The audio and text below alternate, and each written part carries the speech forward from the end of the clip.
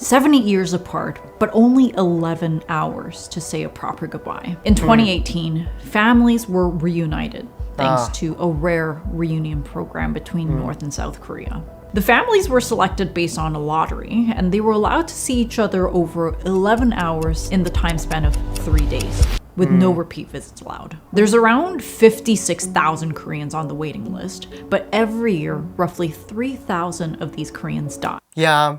You see, like, I've always wondered about that, like, 이산가족 상봉. So that's in Korean, meaning like reunification of the separated families. Like, I don't ever, maybe I remember seeing that on North Korean national TV of how families have been reunited and like they just show the reunification and they don't really show us what happens afterwards. But it just seems like they just go their own separate ways. Like South Korean people comes back to South Korea and North Korean people goes back to North Korea.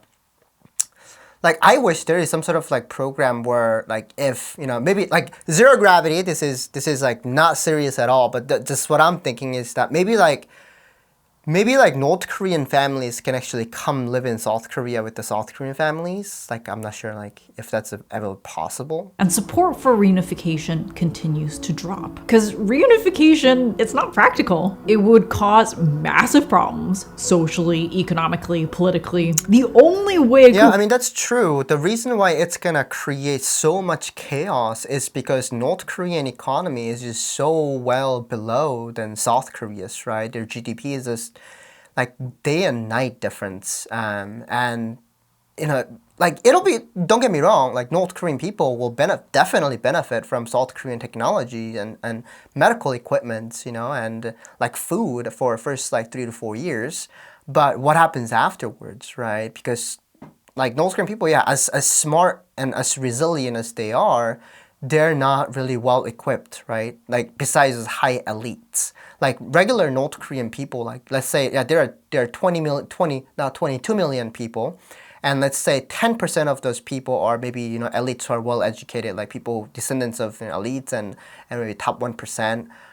But what about the rest of the people, right? They're not educated. They're all brainwashed. Like they are, well, I wouldn't say all brainwashed, but like they don't have like nobody is like a scientist, right? Or so it's gonna be chaotic. Like South Korea, like big companies like Samsung and big companies like LGs and Hyundai would actually go into North Korea and they would try to employ North Korean people as like the minimum wage workers, and yeah, it's gonna create a lot of chaos, which could be good, but I think it's gonna be like a absorption, like a reunification. Like it would just become South Korea. Like North Korean people wouldn't get to say anything, unless like if North Korea opens up, like how China did. It's just my personal opinion. Like how North Korea opens up the country and let people leave and come back with, you know, money that are earned. Like yeah, think about like how South Korea became really really rich, right? Because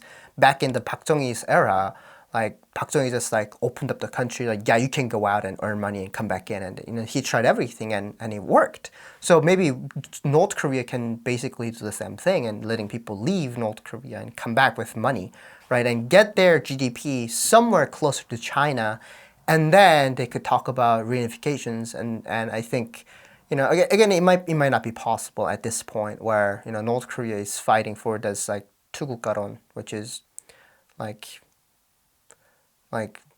two countries theory, because there's not going to be reunification. But even North Korean defectors that I've spoken to think reunification is not really realistic anymore. On one side, there's the families, but on the other side, there's the hard realities of what it would actually take.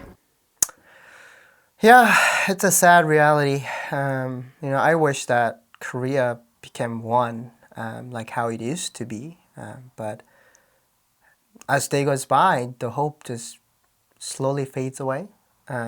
Yeah, we can only hope and pray miracle from God, you know, because as you guys know, North Korea, Pyongyang, was once known as the Jerusalem of the East. So all we can do is, you know, pray that North Korea will become the Jerusalem of the East once again.